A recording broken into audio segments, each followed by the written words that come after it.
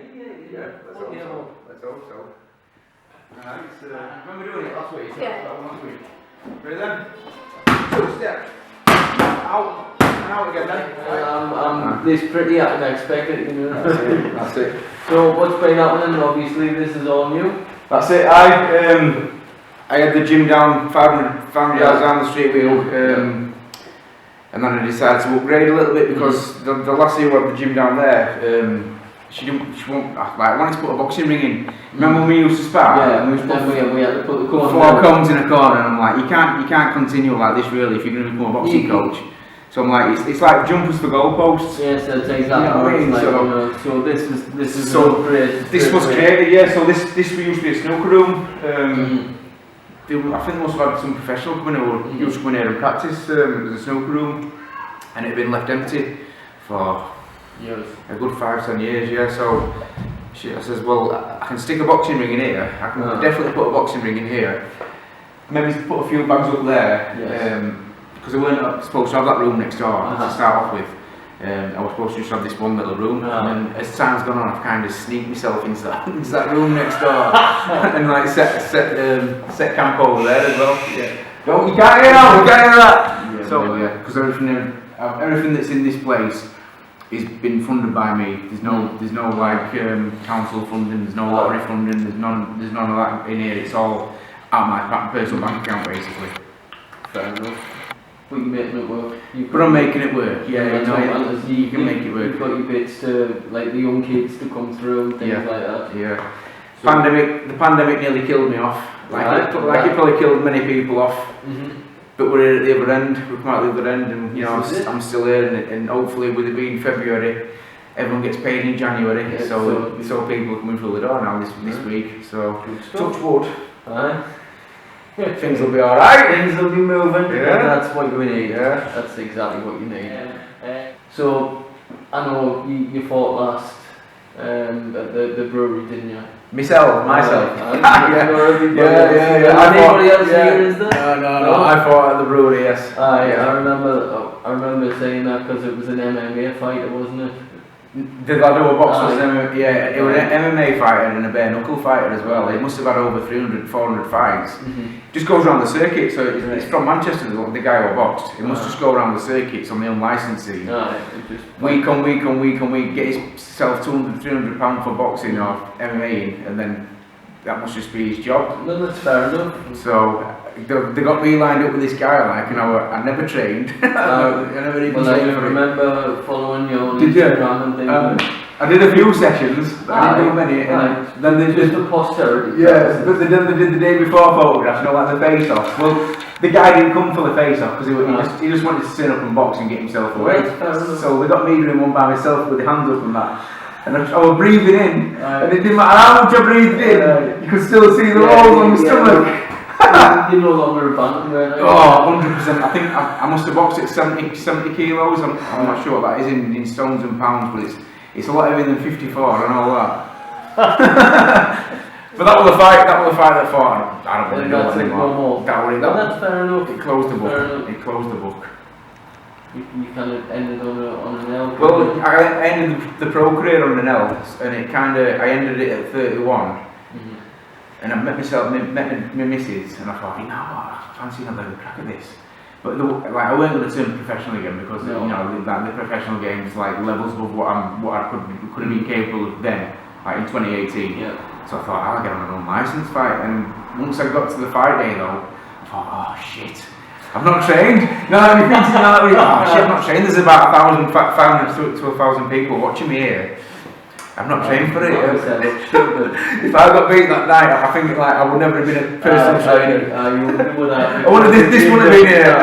No, I'd have been hidden under a stone somewhere for the rest of my life. Yes, I'd have still been there. Yeah, but luckily I got the win, so I closed the show on a win, so I'm happy. The important thing. I wore them shorts, they were the shorts that I wore in the last week.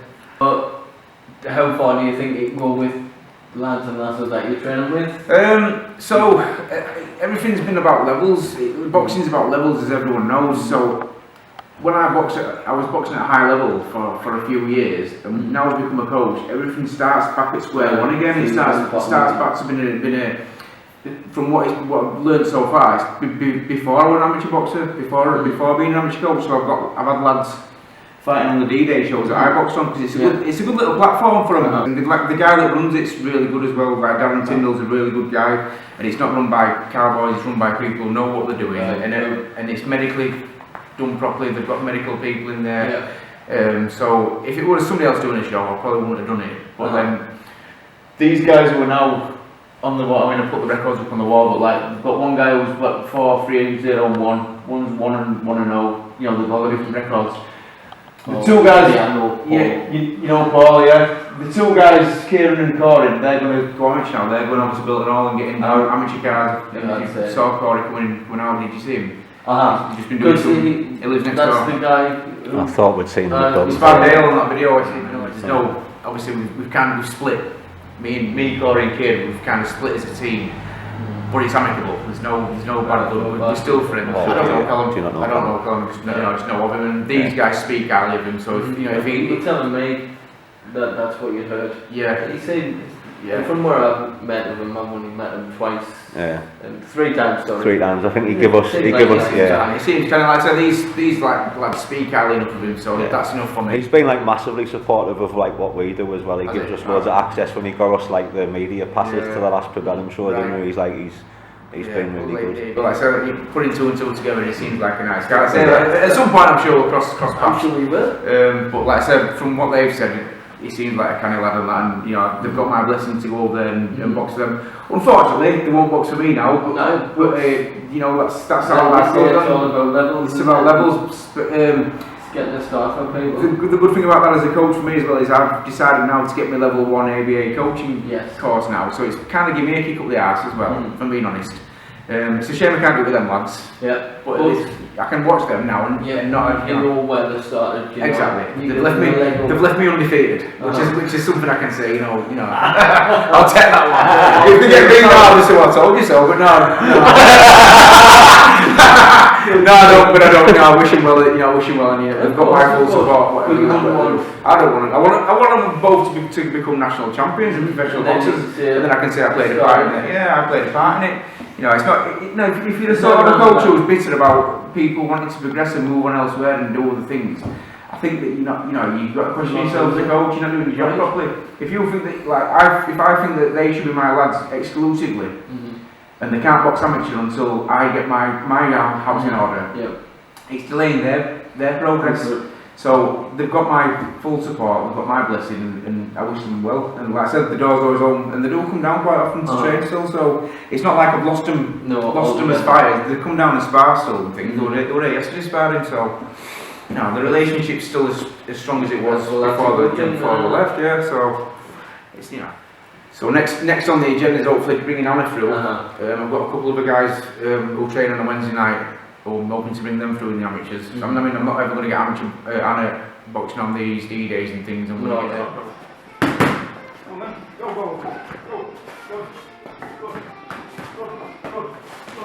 Jab. Step, body shot, step in. Alright, step in, double it this time, so step. Lovely. Jab. Step again. That's the next step, yeah. So the next step's amateur affiliation. Are you trying to set me up? Yeah. The amateur affiliation is the next step.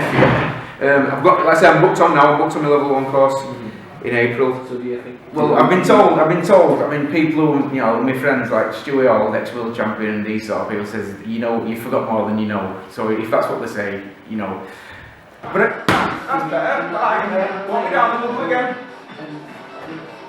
Go, step then, step. Go, right hand. Go, forward. It's open, like I say, I'm just open to learn little bits, and I don't want to get this place affiliated as a boxing club yet until I know everything is in place. So I want to get my level 1 first before I start jumping too far in front, because nothing can get progressed anyway. Nothing can get progressed any faster anyway. I've got to get the level 1 in April, and then if I can then become a boxing club, we'll get them fighting hopefully in September. I'll get Anna fighting in September and the other few. And then that's the next step on the ladder. It's yourself. It's been a slow step. Charity boxing with you, training you, want to get the experience. D-days and things, and then it's amateurs, and obviously, and then it's always been steady progress, and I think you know it's all about doing things at the right time. Like you say, it's a dog eat dog. It's a dog eat dog world, and I'm a dog as well, so you don't well, then you've just got to have bigger teeth than the next. Exactly. So we'll see what happens in the next 6 or so months, because it's a big 6 months in terms of the future of this place. For progression, like I say, for progression. But most of the restrictions have been lifted now, so you can just I mean, I crack can on, do anything I want now. Yeah, I can get anything I want now. And then, like I said, the sky's the limit for me. My aim in life, I've set my goal now, is to get Anna boxing in Las Vegas. That's my aim. That's my aim. It's a pretty big hill. But if anybody can achieve what I achieved in the professional game, British #1, fight for a British title, blah blah blah, then I've kind of hit what I wanted to hit, and then we'll talk about these sort of things. But like, you know, as a little bit of a pipe dream I've got. I'd love to take somebody to Vegas and box, without the dream? Exactly. You've got to have goal. And there'll be 1,000,001 people trying to pull that down, saying, "What's he talking about?" Listen, I don't give a shit, mate. I tell people, dream big, dream big. Exactly. You've got to dream big, otherwise you won't get there. It's a waste of time. Exactly. So you've got to aim for the stars, haven't you? Exactly. And I believe I can do it. So I remember Wayne Wood said to me once, like, the worst advice he was ever given by anyone was be realistic, and he was given that advice by literally everyone. And that sort of stuck with us when Wayne said that. I'm a firm believer that if you believe out of the box, then anything's possible. You know what I mean? You've got to aim for the stars, haven't you? Exactly. I mean, when I was at school, I never wanted to be a professional boxer. I wanted to be a vet, I think. And then I kind of fell into this. You know what I mean? It's a strange, but it is not like I just fell into it. Yeah, I want to look at it. It's a weird one, right? Then I started watching Prince Nazim. And I thought, oh, fancy a go at that. But I didn't think for 1 minute I'd get to where I got to. You know, I thought I'd have a go and that'll be the end of it. But you know, the stars aligned. Yeah, well, we do classes, so I get like people coming in to do boxing cardio classes, hit classes. I've just opened up a new strength and conditioning class. Seniors boxing's on a Wednesday. I don't train kids anymore. I've stopped training the kids anymore because we all, you know, with all due respect, a lot of them were coming in and they didn't want to do it. So that's what we do down here, and that's pretty much it really. I mean, like I say, everything's bought out my own back here, so sponsorship and that, I've never in my life ever asked for sponsorship before, so we manage alright as we do. Would be nice though, it'd be lovely to have somebody like an investor in here to buy equipment and things and stuff like that, but you know, we're doing alright what we do, but I've got 6 punch bags in there, so it accommodates for 6 people. There were 7 people came to my class yesterday. Oh, sorry, 8 people came to my seniors class yesterday. So I had to have 2 to a bag.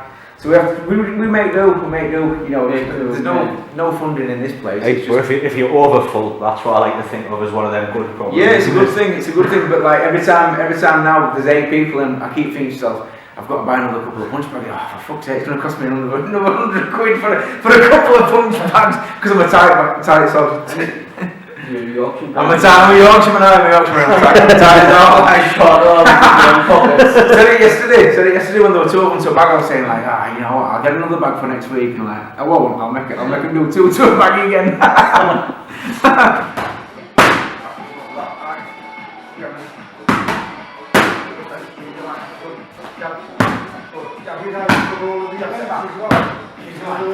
That's right.